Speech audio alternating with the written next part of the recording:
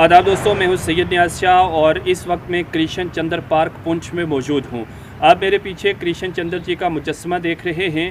دراصل کرشن چندر پونچھ میں پیدا ہوئے تھے اور اردو ادب میں ان کا نام کافی اہمیت رکھتا ہے۔ اردو کے بہترین ناول نگار، افسانہ نگار تھے وہ، اور پونچھ سے ان کو کتنی محبت تھی اس بات کا اندازہ مٹی کے صنم ناول پڑھنے سے لگایا جا سکتا ہے۔ آج ان کا جنم دن ہے، 23 نومبر کو وہ پیدا ہوئے تھے، اور وفات سے پہلے انہوں نے اپنی ایک وصیت لکھی تھی اور اس وصیت میں کہا تھا کہ میری جو باقیات ہیں وہ پونچھ میں دفن کر دی جائیں، یعنی اپنی استھیاں انہوں نے پونچھ دفن کرنے کی وصیت کی تھی۔ اور یہ جو منظر آپ دیکھ رہے ہیں یہ وہی جگہ ہے جہاں پر کرشن چندر جی کی استھیوں کو دفن کیا گیا تھا، اور اس وقت کے ڈپٹی کمشنر نے اپنے ہاتھوں سے یہاں پر ان کی یہ آخری ایک طرح سے آرام گاہ بنائی تھی۔ کرشن چندر اردو فکشن کی وہ قد اول شخصیت ہیں جن کے فن میں تنوع، رنگا رنگی، شادابی، رومانیت، حقیقت، بغاوت، شوخی اور طنز سبھی کچھ شامل ہے۔ انہوں نے درجنوں ناول اور 500 سے زائد افسانے لکھے۔ ان کی تصانیف کا ترجمہ دنیا کی مختلف زبانوں میں ہو چکا ہے۔ کرشن چندر 23 نومبر 1914 عیسوی کو راجستھان کے شہر بھرت پور میں پیدا ہوئے، جہاں ان کے والد گوری شنکر چوپڑا میڈیکل افسر تھے۔ بعد میں انہوں نے اس وقت کی ریاست پونچھ میں ملازمت کر لی تھی۔ کرشن چندر کا بچپن یہیں یعنی پونچھ میں گزرا۔ اردو انہوں نے 5ویں جماعت سے پڑھنی شروع کی اور 8ویں جماعت میں اختیاری مضمون فارسی لے لیا۔ کرشن چندر شروع سے ہی ترقی پسند تحریک سے وابستہ ہو گئے تھے، اور 1938 عیسوی میں کلکتہ میں منعقد کی گئی کل ہند انجمن ترقی پسند مصنفین کی کانفرنس میں انہوں نے صوبہ پنجاب کے نمائندہ کی حیثیت سے شرکت کی تھی۔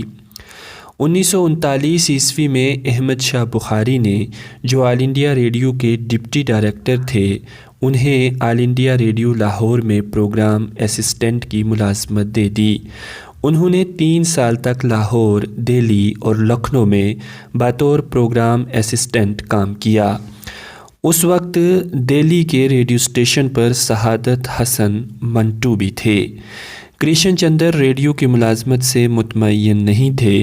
اتفاق سے اسی زمانہ میں پونے کی شالیمار فلم کمپنی کے پروڈیوسر ڈاکٹر زیڈ احمد نے ان کا ایک افسانہ پڑھا اور انہیں ٹیلی فون کر کے فلم کمپنی کی طرف مائل کیا۔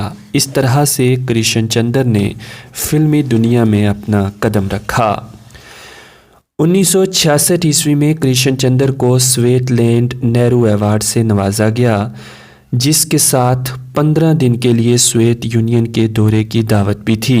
کرشن چندر اپنی شریک حیات سلمیٰ صدیقی کے ساتھ روس کے دورے کے لیے گئے، جہاں ان کا پرجوش خیر مقدم کیا گیا۔ 1969 عیسوی میں ان کو پدم بھوشن کے خطاب سے نوازا گیا۔ 31 مئی 2017 عیسوی کو ان کی یاد میں محکمہ ڈاک و تار نے 10 روپے کا ٹکٹ جاری کیا۔ کرشن چندر دل کے مریض تھے۔ ان کو 1967، 1969 اور 1976 عیسوی میں دل کے دورے پڑے تھے، لیکن وہ بچ گئے تھے۔ بالآخر 5 مارچ 1977 عیسوی کو ان کو ایک بار پھر دل کا دورہ پڑا، اور یہ چراغ 8 مارچ کو ہمیشہ کے لیے بجھ گیا۔